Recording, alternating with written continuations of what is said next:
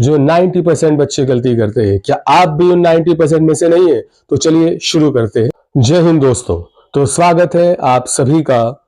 मैं रजत Sachdev, physics teacher, आज आपको वो चीज बताने जा रहा हूं जो 90% बच्चे गलती करते हैं। क्या आप भी उन 90% में से नहीं है? तो चलिए शुरू करते हैं।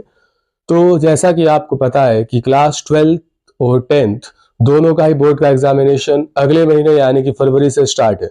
तो अभी भी कुछ बच्चे वो गलतियां कर रहे हैं जो उनको नहीं करनी चाहिए। तो आज हम उन गलतियों के बारे में सीखेंगे और कोशिश करेंगे कि वो गलतियां ना हो, जिससे कि हमारा बोर्ड का रिजल्ट अफेक्टेड ना पड़े। तो सबसे पहले गलती, कुछ बच्चे ऐसे हैं जो अभी भी ऑनलाइन पढ़ रहे हैं।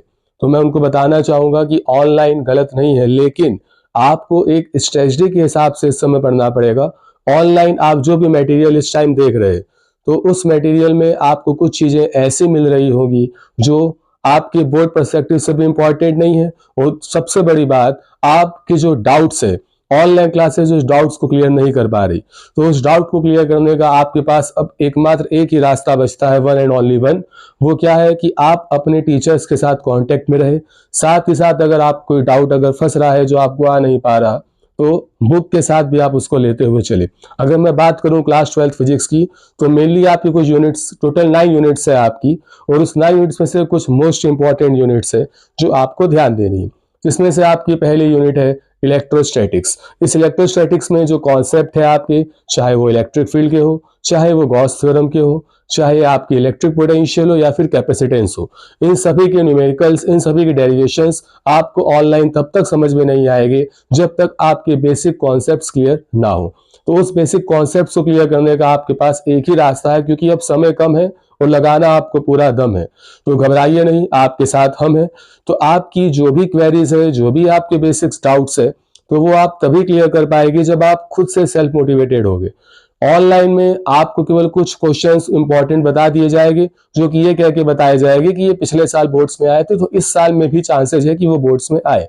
लेकिन ऐसा जरूरी नहीं है, क्योंकि बोर्ड्स, चाहे वो सीबीएसई बोर्ड हो, चाहे वो आईएससी बोर्ड हो, या फिर आपका यूपी बोर्ड हो, तीनों ही बोर्ड्स हमेशा अलग अलग टाइप के क्वेश्चंस लाने का प्रयास करते हैं और कोशिश करते हैं कि हम अलग क्वेश्चंस डालें। हाँ, ये हो सकता है कि आपका मेथड सेम हो, बट मोस्टली अभी भी बच्चे जो गलत ट्रैक में जा रहे हैं, वो इस गलत ट्रैक में जा रहे हैं कि वो ऑनलाइन ही सब कुछ पढ़ के ये समझ रहे हैं कि हम बोर्ड में अच्छे नंबर ला पाएंगे।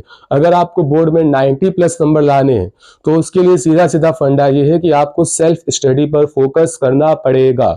उसके लिए आपके टूल्स है, सबसे नंबर 1 आपकी बुक, जो कि बहुत से बच्चे ऐसे होंगे जिन्होंने पूरे साल भर बुक खोल के देखी नहीं है और अभी भी नहीं देख पाए, क्योंकि उनको बुक की मोटाई देख के अंदाजा लग गया कि भैया हमसे नहीं हो पाएगा।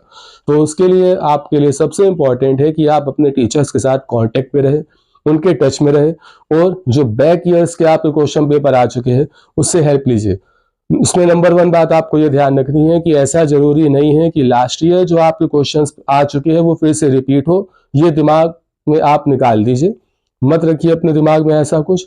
बस आपको हेल्प मिल सकती है कि किस तरीके के क्वेश्चंस आने के चांसेस है।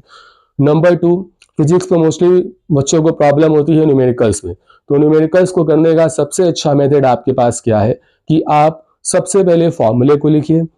फॉर्मूले को देखने के बाद, जब आप, सबसे पहले इंपॉर्टेंट बच्चों को ये पता होना चाहिए कि उनको फॉर्मूला तो याद हो गया, जैसे lens maker formula 1/f equals to n-1 1/r 1 1/r2। लेकिन बहुत से बच्चे ऐसे हैं जिनको ये नहीं पता कि what is f in this equation, what is n in this equation. तो फॉर्मूला याद होना जरूरी है, लेकिन उसके साथ साथ ये भी बात जरूरी है कि उसके नोटेशंस क्या है।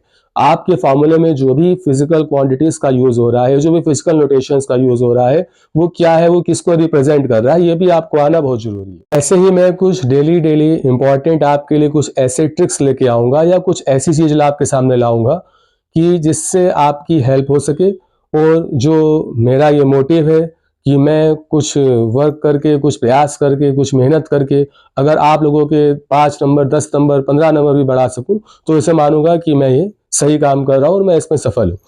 तो बेस्ट ऑफ लक। तो फिर डेली हम लोग मिलते हैं इसी ट्रिक के साथ, और अब से आपको डेली यूनिट वाइज कुछ इंपॉर्टेंट चीजें, किस तरीके से आपको पढ़ना है, किस तरीके से अपनी स्ट्रेटजी बनानी है, इसको एक्सप्लेन करेंगे।